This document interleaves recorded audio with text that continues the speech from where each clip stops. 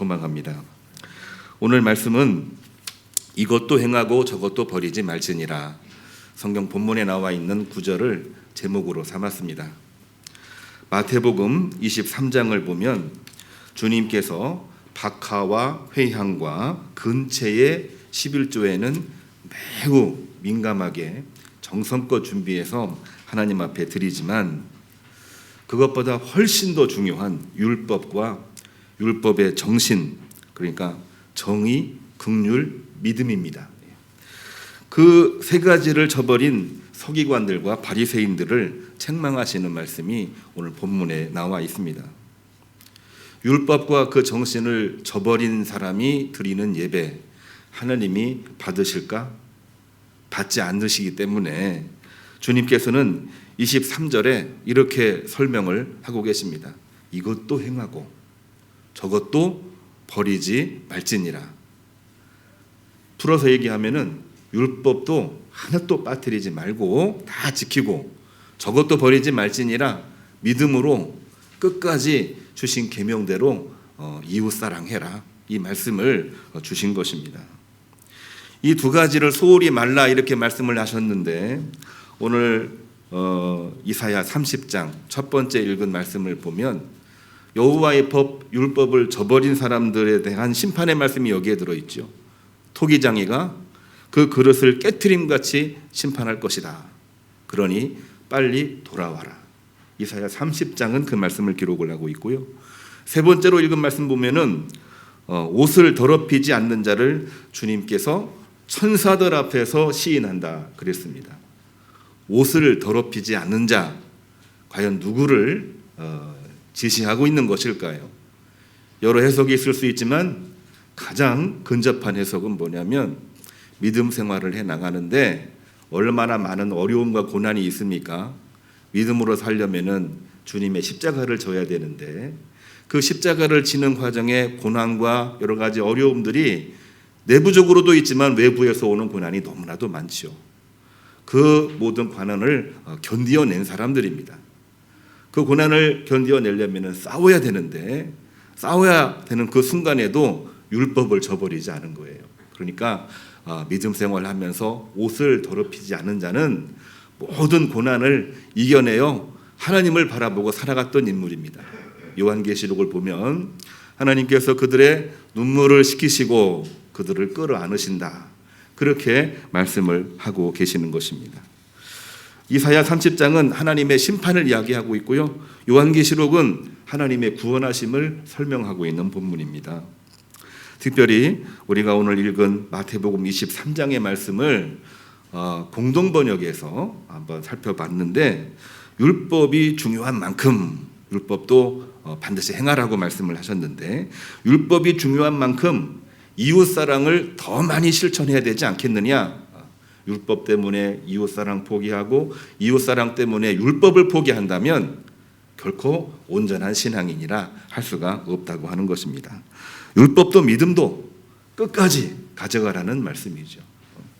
오늘날 우리가 신앙생활 하다 보면은 신앙생활 잘할 때 우월감이 생깁니다. 금방 오만해지죠.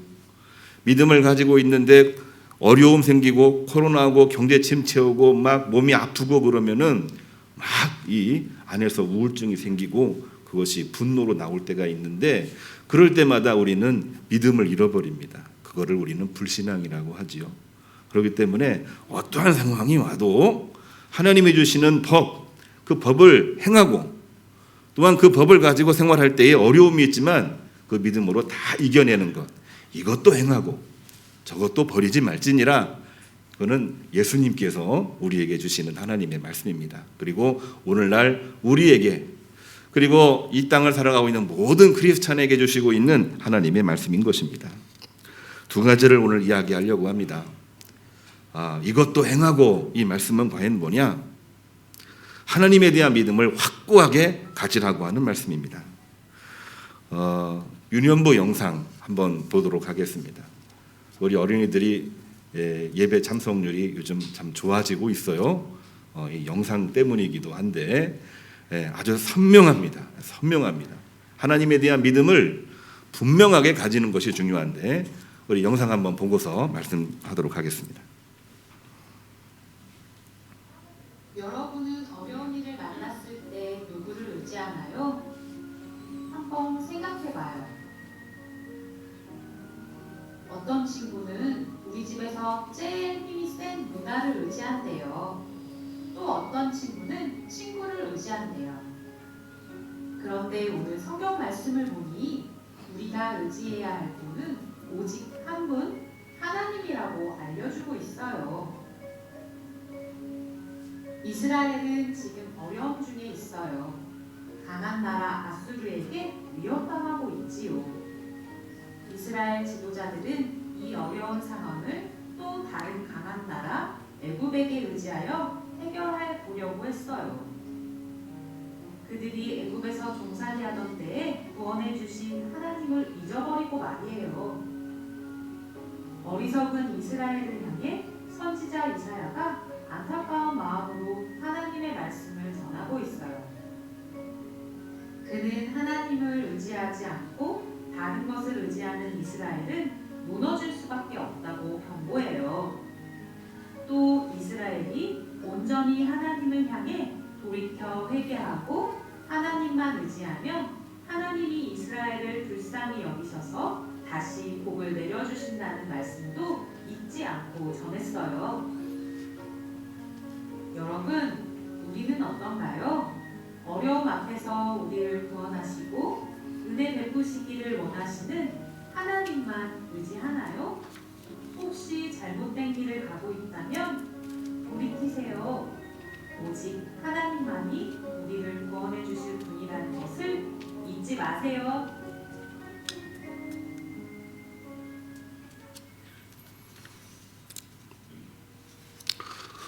오늘 어린이들이 보았던 이 영상의 본문이 이사야 30장에 나와 있는 시대적인 배경입니다.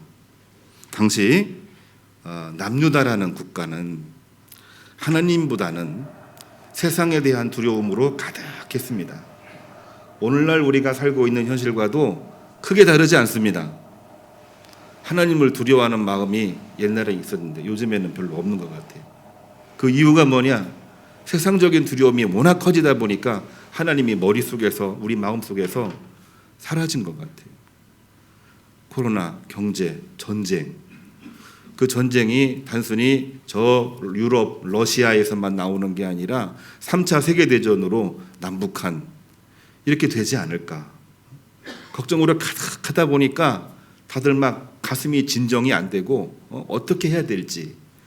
사실은 요즘 뉴스를 보면서 마음이 진정이 안 됩니다. 우리나라도 그렇고 다른 나라도 그렇고 정말 그 비전이 안 보일 정도로 캄캄해요.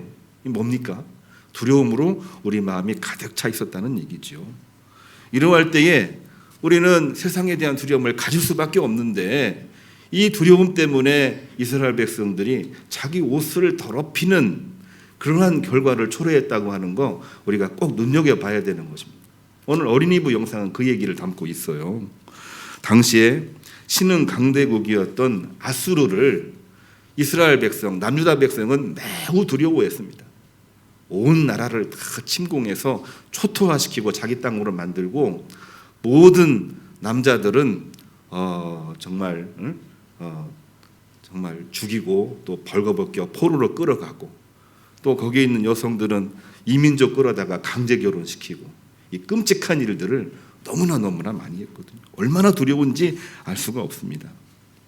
근데 그 두려움이 워낙 컸기 때문에 그 문제를 해결하기 위해서 남유다라는 국가가 선택한 것은 뭐냐면은 하나님을 향해서 기도해야 되는데 믿는 백성, 선택된 백성 아닙니까? 근데 그것보다는 그 옛날 본인들이 종살이했다가 출애굽을 한 그러니까 애굽하고는 관계가 좋을 수가 없는데 그 나라를 더 의지하는 거예요. 종살이했던 곳으로 다시 들어가서 그 왕에게 우리들을 도와달라, 저 아수로 좀 막아달라 이런 요구를 하고 있는 것입니다.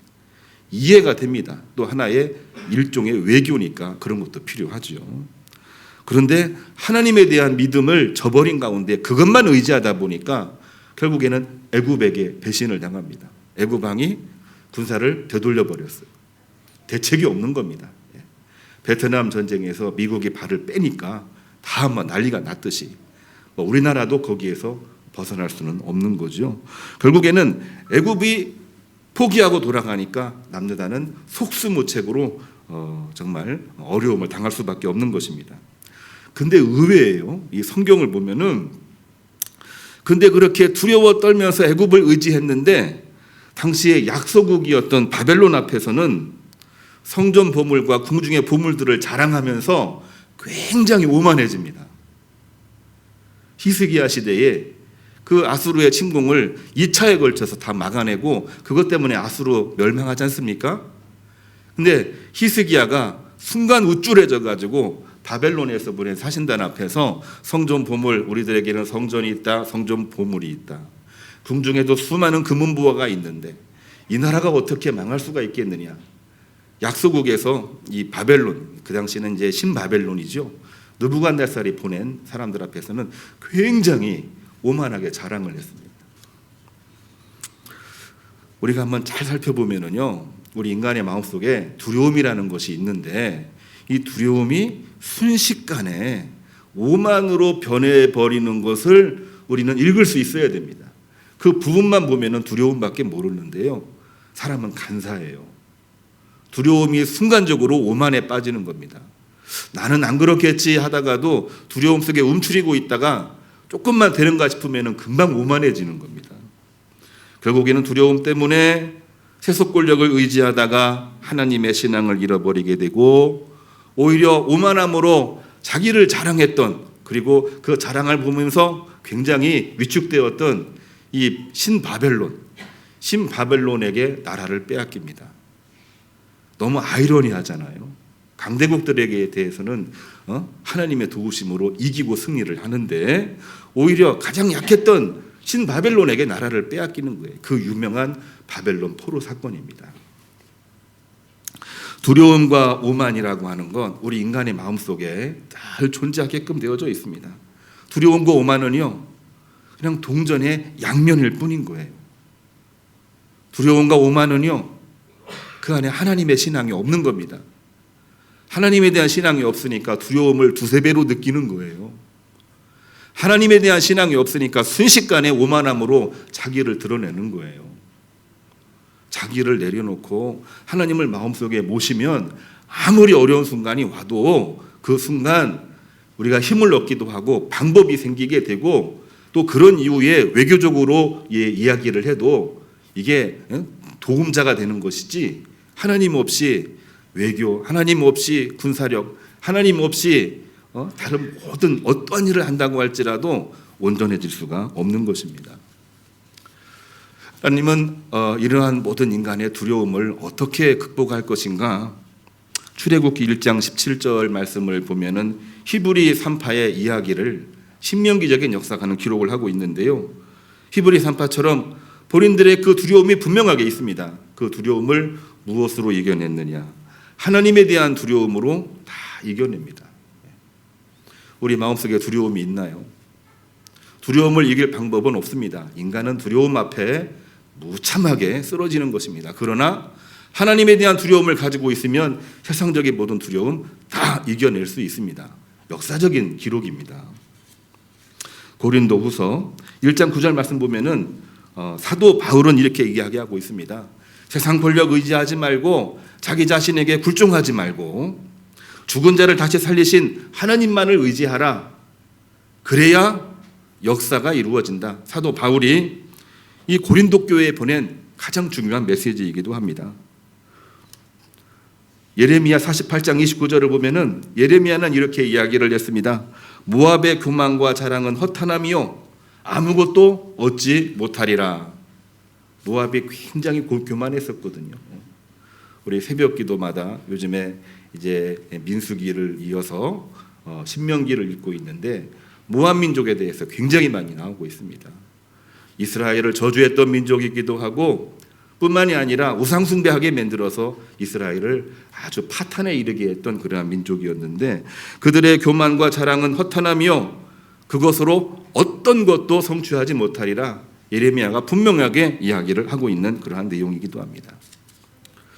율법의 근본 목적, 하나님의 법의 근본적인 목적은 과연 뭘까요? 우리가 율법적으로 하지 말라, 율법주의 안 돼. 그거 너무 독선적인 거 아니야. 그거를 떠나서 아무리 이렇게 이야기를 해도 그런 율법주의가 문제인 거지. 하나님의 율법, 하나님의 법은 여전히 지금도 살아있는 것입니다. 그 율법과 그 정신, 그 근본적인 목적이 과연 뭘까요? 성경을 보면은 우리가 민수기 신명기를 읽으면서 새벽 대단에서 같이 말씀드린 분들은 우리가 잘 기억하고 있는데요. 하나님의 백성이 천대까지 복받게 하는 그러한 은혜가 바로 율법입니다. 이거를 지켜 행하라. 그리하면 너와 내 가족이 너의 후손 대대로 천대까지 이르러 복을 누리리라. 하나님이 복 주시려고 여호와의 법, 율법을 주신 거예요. 하나님의 법을 받아들이지 못하고 자기 것으로 여겨서 횡포를 부릴 때 그때 율법주의가 되는 것이지 원래 목적은 우리가 복받게 하는 것입니다. 그런데 타인을 정죄하고 심판의 도구로 사용을 해서 결국에는 자기 자신의 특권으로 만들어 버리니까 결국 그것이 불신앙이 되어버렸고 그것을 우리는 율법주의라고 이야기를 했고 율법주의를 그렇게 많이 했기 때문에 바리새주의라고 이야기를 하고 오늘 성경은 예수님이 책망하시는 장면으로 말씀이 나오고 있는 것입니다. 그러나 이사야 30장 오늘 8절을 보게 되면은 그 이후에 나와 있는 말씀 14절을 보게 되면은 이 모든 것들을 이렇게 하라고 말씀을 하셨어요. 이거를 서판에다가 다 기록을 해라. 은혜를 은혜로 여기지 아니하고 그거를 특권 패권으로 여기고 본인도 지키지 못하면서 타인에게 우월감을 내보이려고 하는 율법주의를 이 서판에다가 다 기록을 하라. 뭐라고 기록을 하느냐? 패역한 백성이요, 거짓말하는 자식들이요, 율법 하나님의 법을 싫어하는 자라. 이거를 서판에 써서 후세에 영원히 있게 하라. 율법을 특권으로 여기며 살아가는 모든 사람들을 모든 일들을 다 기록하게 해라. 이거를 우리가 은혜로 여겨야지 어떻게 특권으로 여기느냐? 오늘날 우리가 신앙생활하면서 은혜를 은혜로 여깁니까? 아니면 은혜를 특권으로 여길 때가 있습니까? 특권으로 여기는 순간 우리는 은혜를 잃어버리는 것입니다. 그런데 이것으로 끝나지 않습니다. 이렇게 철저하게 율법의 목적을 이야기하신 다음에 율법의 근본적인 목적을 다시 한번 설명하고 계시는데요. 18절을 보면은 하나님은 기다리시며 은혜와 국률로 구원하시기 위함이라. 이렇게 말씀하시는 이유는 은혜와 국률로 구원하시기 위함이라. 우리가 말씀을 가지고 견책을 하긴 합니다만은 그 근본적인 목적이 우리를 은혜와 국률로 하나님의 은혜로 긍휼하심으로 용서하심으로 우리가 어떻게 복을 누리게 하기 위함이라. 그 말씀의 목적을 분명하게 하고 있는 것입니다. 성도 여러분, 오늘날 신앙생활하기 결코 쉽지가 않습니다. 하나님의 말씀으로 은혜를 받고 은혜를 증거하시기를 바랍니다. 또한 형통의 복이 우리 모든 교우들, 가족과 현재 위에 미래 위에 함께 하시기를 주님의 이름으로 축복합니다. 두 번째로 저것도 버리지 말라. 이 말씀은 정의, 긍휼, 믿음으로 이웃을 사랑하라는 말씀입니다. 이 말씀을 우리가 잘 해석을 해야 되는데요. 세 본문을 연결해 보면은 이웃을 내 몸처럼 사랑하라고 하는 이야기입니다.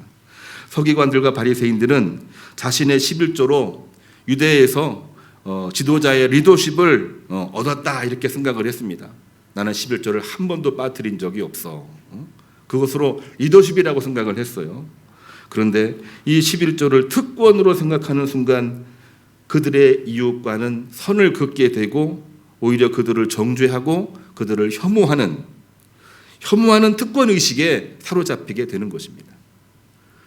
그 특권주의에 사로잡히는 그 순간 그들은 11조를 받으시는 하나님과 분리가 되는 불신앙에 빠지는 거죠. 가장 신앙적이었던 서기관 바리새인들이 특권의식을 가지는 순간 가장 큰 불신앙에 빠지게 되는 결정적인 이유가 되었다라고 하는 것입니다. 이처럼 특권의식은 이것도 저것도 할 수 없게 만드는 것입니다. 그래서 주님께서는 이 말씀을 다 종합하신 다음에 이렇게 말씀하고 계셔요. 오늘 본문 제목입니다. 이것도 행하지만 저것도 버리지 마십시오. 이 주님 말씀입니다. 그 말씀은 율법을 특권으로 여기지 말고 하나님이 우리를 사랑으로 은혜를 베푸신 것처럼 우리의 이웃을 사랑하되 마지막까지 정의와 긍휼과 믿음으로 지키라고 하는 말씀이 되는 것입니다. 이것을 행하라, 율법을 행하라는 얘기죠. 저걸 버리지 말라, 끝까지 내 이웃을 내 몸처럼 정의와 긍휼과 믿음으로 끝까지 하라고 하는 것입니다. 여러분, 우리가 성경을 보면서 하나님의 계명을 너무나 잘 알고 있습니다. 십계명이죠. 십계명에는 하나님의 사랑과 우리 인간들을 향한 하나님의 사랑 두 가지로 분류가 되어 있습니다. 이것은 바로 하나님 사랑이요 이웃 사랑이요, 이것은 하나님의 계명이요 주님의 말씀이십니다. 주님께서는 마태복음 5장 17절에 나는 율법을 폐하러 온 것이 아니라 완전케 하려 오신 것이다 말씀을 하셨고요. 18절을 보게 되면은 천지가 없어지기 전에는, 천지가 없어지는 순간이 언제입니까? 이제 마지막 종말이 오는 때죠. 그때가 오기 전까지는 율법의 1.1획도 없어지지 아니하고 다 이루어질 것이다. 그러니까 율법도 행하고 그 율법을 가지고 멍에를 메고 끝까지 그 믿음으로 가라는 그 말씀을 주고 있는 것입니다. 그 말씀을 잘 받았던 사도 바울은 갈라디아서 5장 14절에 이렇게 얘기합니다. 하나님의 법, 율법은 이웃사랑으로서 완결된다 이렇게 말하고 있습니다. 로마서에 보게 되면 로마 교회에 보낸 편지죠. 사도 바울이 뭐라고 얘기했냐면은 율법을 가지고 있으되 이웃에게 악을 행하지 아니하며 사랑의 빛 이외에는 그 어떤 빛도 지지 않으려고 몸부림치는 그 사람이 하나님의 법을 완결하려고 몸부림치는 사람이다. 로마 교회에 편지했던 그러한 내용입니다. 성도 여러분, 우리가 율법 준수와 이웃 사랑을 동시에 한다고 하는 것은 말로 보면은 아주 간결합니다. 그리고 당연한 것입니다. 그러나 실제 우리가 생활에서 이거를 실천해 나간다고 하는 것은 결코 쉬운 것만은 아닙니다. 사단 권세가 우리를 어떻게 만듭니까? 순식간에 두려움으로 만들고 그 두려움을 오만으로 만들어 버립니다. 그 오만과 불신앙으로 우리를 뒤흔들고 있는 거죠. 죄된 모습으로 우리를 유혹할 때가 많이 있지만 어떤 때는 달콤한 모습으로 우리를 미혹할 때가 너무나도 많이 있습니다. 그 공격 앞에 우리 인간은 속수무책으로 쓰러지는 겁니다. 두려움 때문에 쓰러지고 오만 때문에 쓰러지는 것입니다. 율법의 은혜와 주님의 십자가 사랑이 없이는 우리는 이것을 감당할 수가 없는 거죠. 말은 간단하지만 하나님의 은혜를 은혜로 여기는 마음이 첫 번째고, 주님처럼 십자가를 지고 내가 갈 길을 가겠다, 주님이 주신 이 옷에 내가 옷을 더럽히지 아니하겠다, 그 믿음으로 가는 사람에게 하나님은, 주님께서는 천사들 앞에서 내가 시인할 것이다 이 말씀을 주셨던 것입니다. 오늘날 이것도 행하고 저것도 버리지 아니하리라, 참 살기도 쉽지가 않은데 말씀 또한 가볍지가 않습니다. 이거를 어떻게 잘 지켜나갈 것이냐, 다른 거 아닙니다. 하나님 앞에 아무리 힘들어도 예배 빠뜨리지 말고요.